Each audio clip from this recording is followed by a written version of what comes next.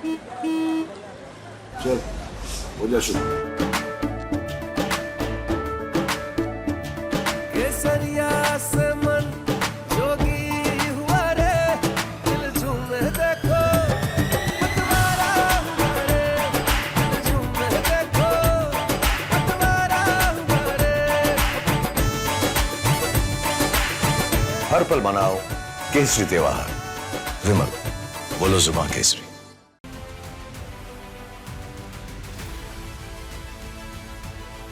मौजूद यहाँ पर सभी नवनिर्वाचित लोकसभा के माननीय सांसद सदस्यों का स्वागत करते हुए मैं मेरे प्रधानमंत्री आदरणीय नरेंद्र मोदी जी को बधाई देता हूं।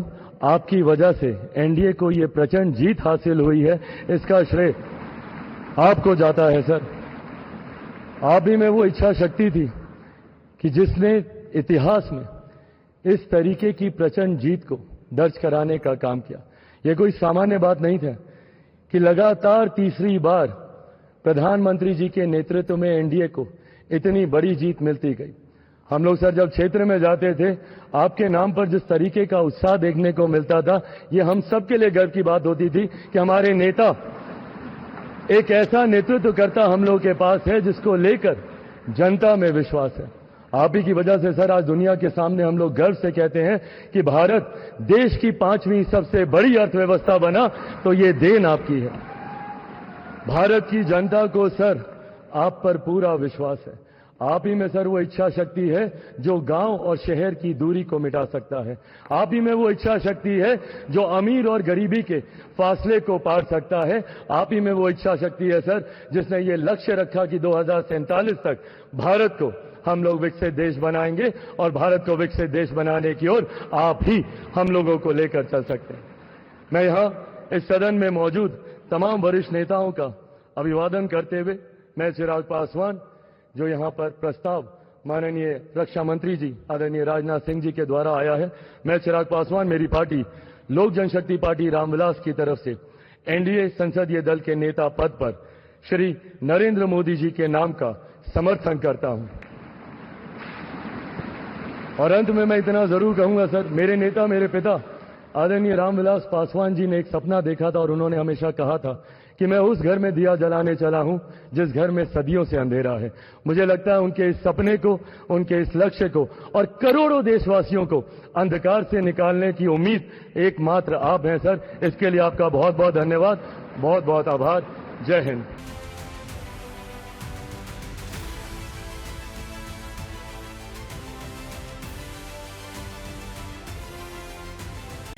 कोई लेट नहीं है एनडीए का, महागठबंधन का सीट शेयरिंग हो गया क्या? उन का नहीं हुआ है तो लेट कैसे? हम 40-44 वर्ष से राजनीति में हैं, 13-14 इलेक्शन हम लोग देखा है, लड़े हैं। तो ऐसा होता है कि जब नोटिफिकेशन हो जाता है तो उसके के अंदर लोग सीट शेयरिंग की बात कर देते हैं। जहाँ तक एनडीए का मामला है, दिल्ली में बैठकों का दौर चल रही है, आज फाइनल हो जाना चाहिए। सोमवार को ज्वाइंट प्रेस कॉन्फ्रेंस होगा जिसमें कैंडिडेट का डिक्लेरेशन होगा, क्षेत्र का डिक्लेरेशन पर विजय प्राप्त कर रही है। मैं पूरी तरह से आश्वस्त हूँ। 1 जून को इंडिया गठबंधन का बैठक, क्या है उद्देश्य उनका? इंडिया गठबंधन का बैठक उनकी पराजय सुनिश्चित है। एक सवाल और वैसे पहले से ही इंडिया गठबंधन तो बिखरा हुआ है, नाम के लिए केवल इंडिया गठबंधन। संविधान बदलने की बात की जा रही है विपक्ष द्वारा, क्या कहेंगे सर? नहीं, मैं जो बोलना था बोल दिया। विस्तार में मंत्रिमंडल के विस्तार में क्या रालोद शामिल हो रहा है? देखिए, अभी एक तो विस्तार नहीं है, सरकार का गठन होगा। एनडीए की तीसरी बार सरकार बनने जा रही है। इसके अलावा मुझे कुछ नहीं कहना, मैं बधाई देता हूं। एनडीए में हम लोग शामिल हैं। Thank you. समाजवादी पार्टी के परफॉर्मेंस को कैसे देखते हैं? अखिलेश यादव ने बहुत अच्छा परफॉर्म किया। अच्छा परफॉर्म किया, मैं बधाई देता हूं।